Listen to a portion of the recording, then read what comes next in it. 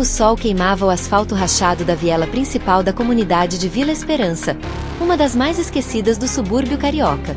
Os gritos dos ambulantes se misturavam ao cheiro de carne assada nas barracas e ao barulho distante de uma televisão velha transmitindo um jogo qualquer. Era um dia comum, quente, ruidoso e caótico. Mas, para Roberto Carlos, não era um dia qualquer. Vestindo uma camiseta simples e um boné surrado, ele caminhava com passos firmes entre as barracas do mercado local. Poucos reconheciam seu rosto, escondido atrás dos óculos escuros e do jeito discreto de se mover. Não estava ali como celebridade, muito menos como ex-jogador famoso. Estava ali como homem. Um homem que queria entender de perto a realidade que muitos fingem não ver. Parou ao ver uma senhora de idade, cabelo branco preso em um coque, lutando para recolher algumas laranjas que haviam caído da sacola rasgada. Sem hesitar, agachou-se e ajudou a recolher uma por uma, entregando-as com um sorriso. "Muito obrigado, meu filho", disse ela, sem saber com quem falava. Roberto apenas assentiu e seguiu em frente, satisfeito por um gesto simples. Foi nesse momento que sentiu um leve esbarrão, rápido demais para ser casual. A mão ágil de alguém tocando seu bolso traseiro. Instintivamente, levou a mão ao local. O bolso estava vazio. A carteira tinha sumido. Virou-se num impulso. No meio da multidão, avistou uma figura magra, de camiseta azul desbotada, correndo como quem conhecia cada curva e cada saída daquele labirinto de concreto e poeira. Sem pensar, Roberto correu atrás. "Ei!", gritou ele, sem elevar a voz como um homem furioso, mas com a urgência de quem não deixaria aquilo passar. A perseguição durou poucos minutos, mas cada passo parecia uma eternidade. O garoto era rápido, cortava becos com destreza, saltava escadas de cimento quebradas com a facilidade de quem cresceu ali. Mas Roberto, mesmo com os anos a mais, ainda tinha no corpo o reflexo de um lateral que desafiou os melhores. E o instinto de quem já correu por sonhos muito maiores que uma carteira. O garoto virou uma esquina estreita, pensando que havia despistado seu perseguidor, mas parou bruscamente ao dar de cara com um muro alto. Quando se virou, deu de frente com Roberto. O homem não ofegava. Apenas olhava, com as mãos nos quadris e um semblante sereno. "Foi você", disse, sem apontar, sem gritar, apenas afirmando. O menino, ofegante, segurava a carteira com força.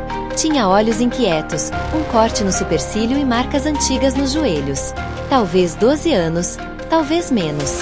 Olhou Roberto de cima a baixo, esperando o tapa, o grito, a ameaça.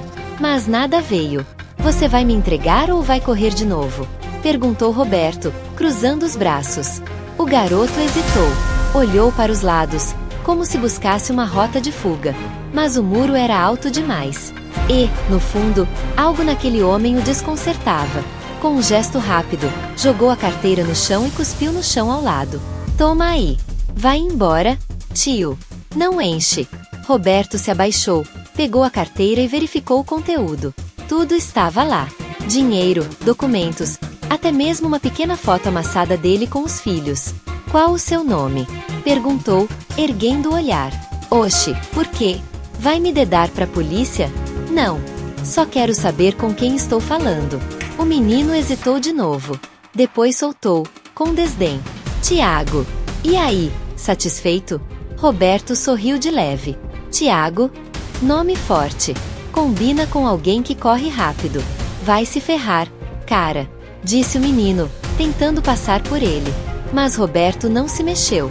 "Você mora por aqui? Não é da sua conta." "É. Porque agora você entrou na minha vida. E quando isso acontece, eu não deixo passar." Tiago arregalou os olhos, confuso. Era a primeira vez que alguém falava com ele assim. Não como bandido, nem como lixo. Como? "Gente, vai fazer o quê? Me adotar?" Zombou, com um sorriso sarcástico. "Não. Mas posso te oferecer uma coisa melhor." Tiago riu alto. "Melhor que carteira cheia. Tá sonhando, tio. Melhor que isso. Um futuro." O menino ficou em silêncio por um segundo. Depois soltou uma gargalhada debochada e cuspiu no chão de novo. "Vai sonhando. Ninguém muda por palavras, não." E saiu correndo. Roberto ficou parado, observando o menino desaparecer pelas vielas. No chão, a marca da cusparada ainda úmida. Mas, no peito dele, algo havia sido semeado. Ele sabia que aquela não seria a última vez que veria Tiago. Não mesmo. Naquela noite, de volta ao pequeno hotel onde se hospedava discretamente, Roberto Carlos permaneceu em silêncio. Sentado à beira da cama, a carteira já guardada no criado mudo, ele olhava para o teto como quem buscava respostas nas rachaduras da pintura velha. A imagem daquele menino, Tiago, não saía da sua mente. O olhar desafiador, o sarcasmo, a dor escondida por trás de cada palavra ríspida. Ele conhecia aquele tipo de olhar.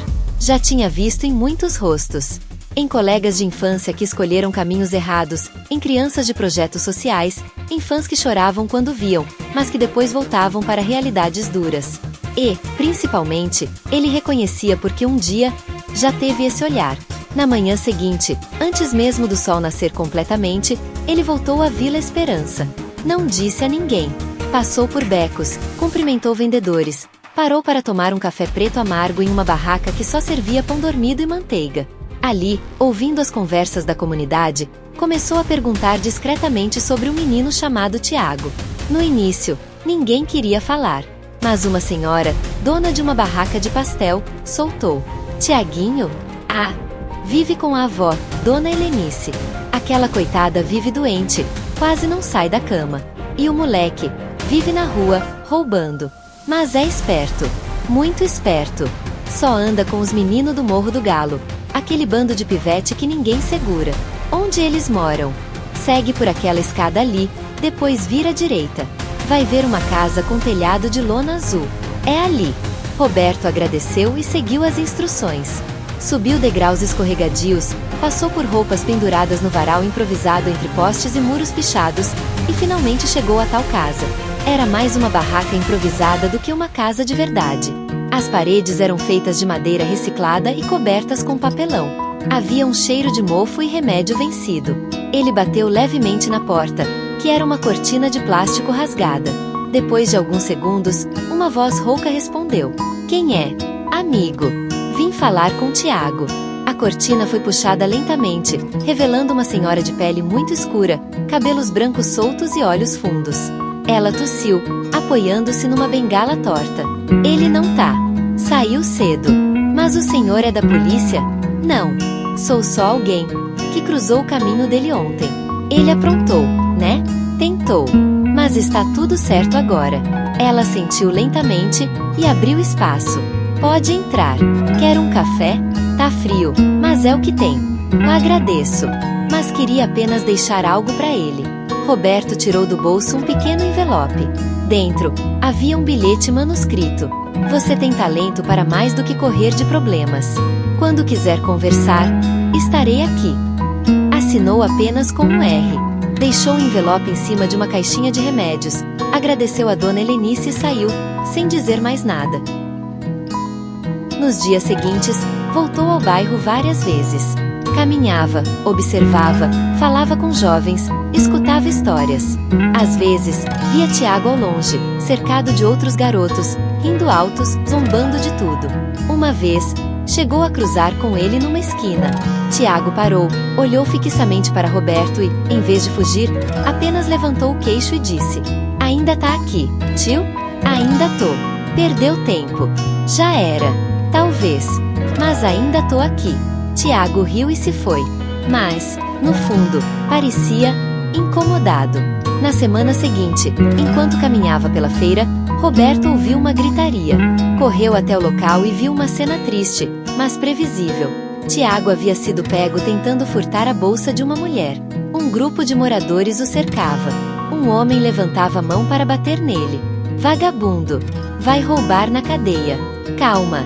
gritou Roberto, entrando no meio. "Esse moleque tentou roubar minha esposa." Gritou o homem, indignado. "Eu assumo a responsabilidade.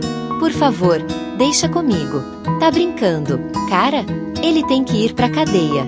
Isso não vai consertá-lo. Vai só afundá-lo de vez."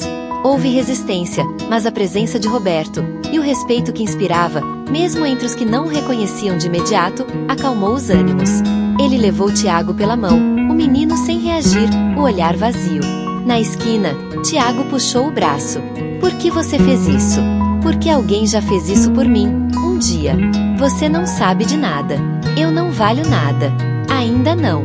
Mas pode valer. Vai me dar sermão de novo? Não. Vou te dar uma escolha. Naquela noite, Tiago entrou pela primeira vez num carro com ar-condicionado. Pela primeira vez dormiu numa cama de colchão grosso. Pela primeira vez comeu uma lasanha quente sem precisar dividir com 5. Mas também, pela primeira vez, sentiu medo. Não do lugar novo, mas do que viria a seguir. Tiago acordou com o barulho do motor de um carro passando lá fora. Por um segundo, esqueceu onde estava. As paredes eram claras, havia cheiro de limpeza no ar, e a cama, macia demais. Por instinto, olhou para o chão. Nenhuma barata, nenhum buraco, nenhum vizinho gritando. Aquilo não era sua casa. Tentou levantar devagar, ainda tonto. Viu a janela e, pela primeira vez, percebeu que o sol podia entrar num quarto sem passar por uma lona furada. Espiou pela porta entreaberta e ouviu vozes. Era a cozinha. Bom dia, Tiago, disse Roberto, já sentado à mesa, tomando café. Tiago ficou parado, desconfiado. Vestia uma camisa limpa, shorts e chinelos. Tudo novo, tudo dele. E isso o incomodava. Onde eu tô? Num centro de acolhimento. É meu, mas também é de muitos garotos como você. Aqui vocês têm cama, comida, escola, esporte e escolhas. Escolhas? É. Você pode ficar, tentar algo novo. Ou pode ir embora. Mas se ficar, tem regras. Tiago olhou ao redor. A mesa tinha pão, frutas, suco. Uma moça sorridente colocava mais café num bule. Tudo parecia falso, como um comercial de margarina. Não podia ser verdade. Isso aqui é tipo cadeia chique, né? Não. É um recomeço. Mas você decide se quer começar. Tô aqui só porque você me tirou daquela encrenca. Assim que der, eu vazo. Tudo bem. Mas aproveita o que tiver agora. Come alguma coisa. Tiago se sentou devagar, olhos atentos. Pegou um pedaço de pão com manteiga e mordeu. Fez de tudo para não demonstrar, mas era o melhor pão que já tinha comido. Aquecido, crocante. Sentiu raiva de gostar. Nos dias seguintes, Tiago andava calado pelo centro. Evitava os outros meninos, não participava das atividades, zombava dos instrutores. Toda vez que alguém tentava se aproximar, ele reagia com ironia ou silêncio. Mas observava. Sempre observava. Viu meninos como ele jogando bola, estudando, aprendendo violão. Uns riam, outros caíam e levantavam. Ninguém era perfeito, mas todos pareciam acreditar em algo. Roberto, por sua vez, não o pressionava. Cruzavam olhares no refeitório, no pátio, e às vezes ele dizia apenas, "Bom dia, Tiago." Nada além. Era como se soubesse que as palavras certas ainda não tinham chegado. Numa tarde, Tiago se aproximou do campo de futebol. Ficou assistindo os meninos jogarem. O técnico, um ex-atleta chamado Maurício, o viu e gritou: "Quer jogar?" "Não." "Sabe jogar?" "Sei roubar bola melhor que muito jogador profissional." Os meninos riram. Maurício também. "Então vem mostrar." "Ué." Tiago hesitou. Caminhou até a beira do campo. Entrou. No início, só andava. Mas quando um garoto tentou driblá-lo, instintivamente roubou a bola com um carrinho preciso. A plateia improvisada vibrou. Alguém gritou: "Caraca, esse moleque é brabo." Naquele momento, algo acendeu. Jogou o resto da partida inteiro. Fez 2 gols. Riu. Pela primeira vez em muito tempo, riu de verdade. Ao fim, suado, sentou-se na beira do campo. Roberto se aproximou, entregando uma garrafinha de água. "Joga bem. Eu sei. Sabe o que falta? Chuteira? Fé em você mesmo." Tiago bebeu a água e respondeu: "Isso não se compra, né?" "Não. Mas se constrói. Aos poucos." Naquela noite, Tiago comeu com os outros. Riu com uma piada. Foi dormir cansado, mas com a cabeça cheia. No dia seguinte, porém, ele não apareceu para o café, nem para a aula, nem para o treino. Quando foram ver, o quarto estava vazio. Roupa de cama revirada, janela aberta, mochila sumida. Tiago tinha fugido. Roberto suspirou fundo. Todos ficaram tensos. Uns queriam chamar a polícia. Outros diziam que ele nunca mudaria. Mas Roberto apenas disse: "Ele ainda vai voltar." 2 dias depois, Tiago reapareceu. Sozinho, sujando de lama, com a camiseta rasgada e a mochila furada. Entrou no refeitório, silenciosamente. Todos o olharam. Roberto estava ali. "Tô com fome", disse o menino, encarando o chão. Roberto fez um sinal. Alguém trouxe um prato. Arroz, feijão, carne moída, salada. Tiago devorou. Depois, em silêncio, foi tomar banho, vestiu o uniforme do centro e sentou-se para a aula. Ninguém perguntou nada. Nem ele explicou. Mas estava diferente. Durante as semanas seguintes, participou dos treinos, estudou com mais atenção, desenhou no caderno. Até ajudou um colega mais novo com a lição de casa. Mas, como todo processo real, a recaída veio. Numa tarde chuvosa, sumiu de novo. Dessa vez, com o celular da sala dos professores. Roberto foi avisado. Todos esperavam uma punição. Mas, ao fim do dia, Tiago voltou. Devolveu o celular. Olhos marejados. "Eu sou isso, cara. Não adianta. Eu tento, mas parece que algo me puxa de volta." Roberto se aproximou, colocou a mão em seu ombro e disse: "Coração de rua demora para aceitar abraço. Mas um dia, ele sente falta." Tiago chorou. Baixinho. Naquela noite, ninguém falou mais nada. Mas no dia seguinte, ele apareceu no treino. Primeiro a chegar. A rotina no centro social parecia finalmente encontrar uma batida constante. Tiago já não era mais o menino arredio do início. Participava dos treinos com energia, ajudava os mais novos e, de vez em quando, até soltava sorrisos verdadeiros durante as refeições. Roberto observava de longe, com aquele olhar de quem já viu o inferno e sabe que o paraíso exige paciência. Mas nada na vida acontece sem provas. E para Tiago, a prova maior viria em forma de silêncio. Numa terça-feira abafada, ele chegou ao refeitório com os olhos iluminados. Trazia nas mãos um desenho feito por ele mesmo. Era um campo de futebol com o nome Centro Esperança pintado no muro. E ao lado, ele e Roberto de braços cruzados como uma dupla de técnico e jogador. "Fiz pro senhor", disse, tímido. Roberto pegou o desenho com cuidado, como quem segura uma medalha. Sorriu, tocado. "Obrigado, Tiago. É um dos presentes mais valiosos que já recebi." Tiago deu de ombros, tentando esconder o orgulho. Mas a cena foi interrompida por uma ligação. O telefone no bolso de Roberto vibrava insistentemente. Ao atender, o sorriso sumiu. "Sim, entendi. Claro. Estou indo agora." Tiago percebeu a mudança imediata. O rosto de Roberto ficou sério, quase pálido. Ele olhou para o garoto e falou baixo: "Tiago, preciso te falar uma coisa." "Que foi?" "Sua avó, Dona Helenice. Ela foi internada hoje de manhã. Está em estado grave." O mundo parou. Tiago arregalou os olhos, as pernas tremiam. "Onde ela tá?" "No hospital municipal. Eu vou te levar lá agora." O trajeto até o hospital foi em silêncio. Tiago olhava pela janela do carro, os olhos cheios de lágrimas. Quando chegaram, correram pelos corredores até o quarto. Lá estava ela, fraca, com tubos e monitores. Um enfermeiro fez sinal para que entrasse. "Vó, sou eu, Tiago." Ela abriu os olhos lentamente, sorriu com esforço. "Meu menino, tá tão bonito. Não fala assim, vó. Vai melhorar, tá?" Ela fez um gesto fraco com a mão, chamando Roberto para perto. "Obrigada, por cuidar dele. Nunca ninguém acreditou, como o senhor." Roberto segurou sua mão, emocionado. "Ele é especial." Só precisava de alguém para dizer isso em voz alta.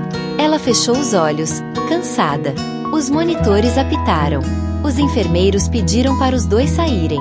Tiago chorava como uma criança, agarrado ao peito de Roberto. Horas depois, o médico veio com a notícia. Ela havia partido. Tiago não disse nada. Não gritou. Não caiu. Apenas caminhou para fora do hospital e sentou-se no meio-fio da calçada. Ficou ali por horas, sem falar. Roberto respeitou o silêncio. Nos dias seguintes, Tiago não quis comer, não treinou, não conversou. Dormia mal. Andava pelos corredores do centro feito um fantasma. Até que numa noite, Roberto se aproximou do quarto. "Posso entrar? Já tá dentro, né?" Roberto se sentou na beira da cama. "Eu sei que dói. Mais do que qualquer coisa. Não sabe, não. Ninguém sabe. Eu perdi meu pai com sua idade. Também achei que o mundo tinha acabado. Mas alguém me disse uma coisa naquela época. Tiago olhou com desdém. Lá vem discurso. Ele disse, você vai me odiar hoje, mas um dia vai me agradecer. E você agradeceu? Agradeço até hoje. Tiago se levantou. Você quer que eu agradeça porque minha avó morreu? Não. Quero que você viva de um jeito que a memória dela continue viva em você. Que ela se orgulhe de quem você vai se tornar. Eu sou só um pivete, cara. Eu nasci errado. Roberto se levantou também. Aproximou-se e disse com firmeza. Ninguém nasce errado. O que nos cerca pode ser podre. Mas o que tá aqui dentro, colocou a mão no peito de Tiago, pode florescer. Tiago empurrou a mão dele. Para com isso. Você não entende nada. Talvez eu entenda mais do que você imagina. Tiago pegou uma mochila e saiu correndo. Fugiu do centro, da dor, de tudo. Passou a noite nas ruas, dormiu atrás de uma banca de jornal fechada, comeu um pão velho que achou no lixo. Queria esquecer, queria se perder, mas a lembrança da avó o perseguiu. A voz dela, o carinho, os conselhos. E a última frase, dita com quase nenhum fôlego: não desiste. Na manhã seguinte, Tiago voltou. Entrou no centro sem dizer uma palavra. Foi direto ao campo. Pegou uma bola. Começou a chutar. Sozinho. Chutava com raiva, com dor, com saudade. Roberto observava de longe. Maurício se aproximou. Ele voltou. Eu sabia que voltaria. E agora? Agora ele precisa de campo, bola e tempo. Os dias se tornaram silenciosos, mas produtivos. Tiago não falava muito, mas fazia tudo. Estudava, treinava, ajudava. A dor ainda estava ali, mas transformada em força. Certo dia, Roberto chamou para uma caminhada. Quero te mostrar uma coisa. Foram até um terreno vazio, nos fundos do centro. Um local cercado por árvores, meio abandonado. Vamos construir um novo espaço aqui. Um ginásio para a comunidade. E quero que você me ajude a planejar. Você conhece a rua. Conhece os meninos. Sabe o que falta. Tiago sorriu, tímido. Vai me dar um emprego? Vou te dar uma missão. E assim começou uma nova etapa. Tiago, o menino que roubava para sobreviver, agora desenhava projetos, sugeria atividades, buscava parceiros. Era ouvido. Era respeitado. Um dia, ao entrar em seu quarto, encontrou em cima da cama o desenho antigo que tinha feito. Ele e Roberto, lado a lado no campo. E junto dele, um bilhete. Você vai me odiar hoje, mas um dia, vai me entender. Tiago sorriu. Dessa vez, com o coração inteiro.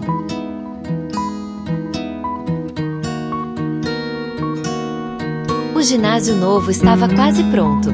Depois de meses de trabalho, planejamento e mutirões, o espaço finalmente ganhava forma.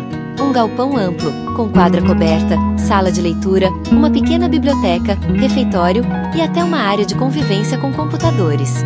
Era mais do que um centro esportivo. Era um refúgio. Um lugar onde sonhos podiam se reinventar. Tiago agora usava uniforme. Um crachá simples com seu nome e o cargo. Monitor de esportes. Era o orgulho da casa. Aos 15 anos, era respeitado por meninos mais novos e admirado pelos mais velhos. Não porque tinha mudado da água para o vinho, mas porque continuava tentando, todos os dias. Roberto observava com frequência. Não interferia.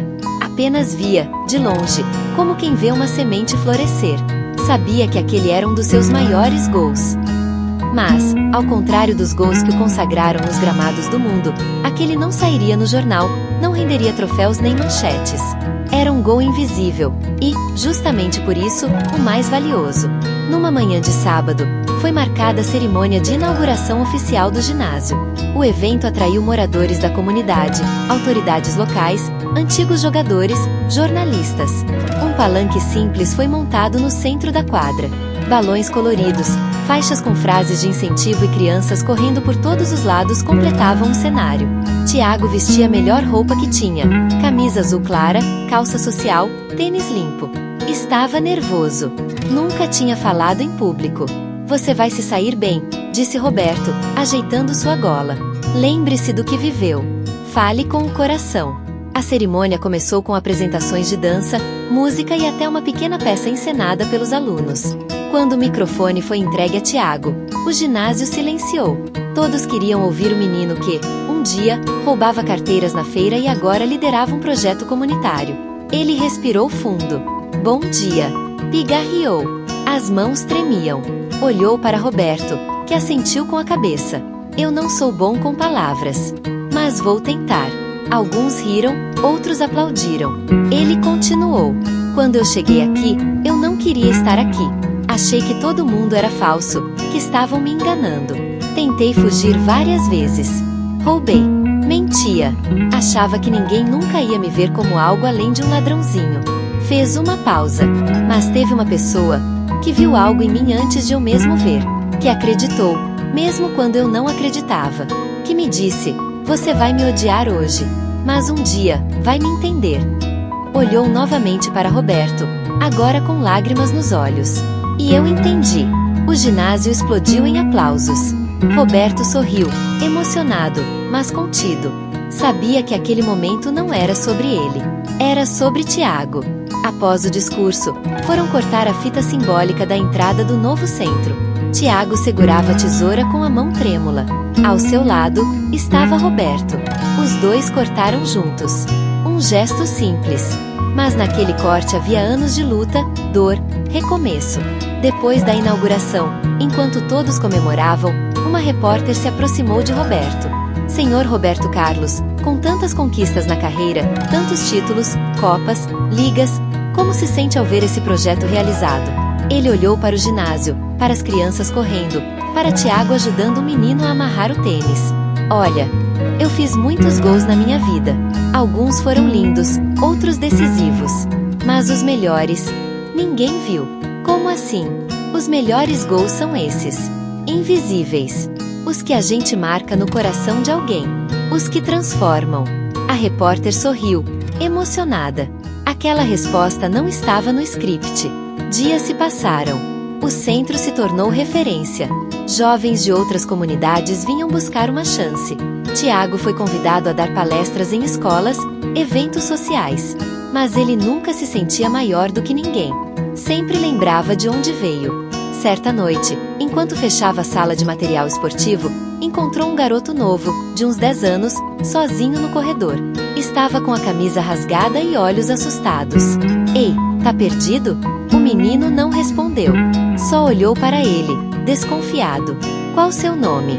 Ninguém. Tiago sorriu. Já conheci um ninguém. Ele também achava que não valia nada. Hoje, ele se chama Tiago. O menino hesitou. Depois respondeu baixinho. Me chamo Lucas. Tiago estendeu a mão. Prazer, Lucas. Vem comigo. Aqui a gente não é ninguém. Aqui, a gente é alguém. E assim, o ciclo recomeçava.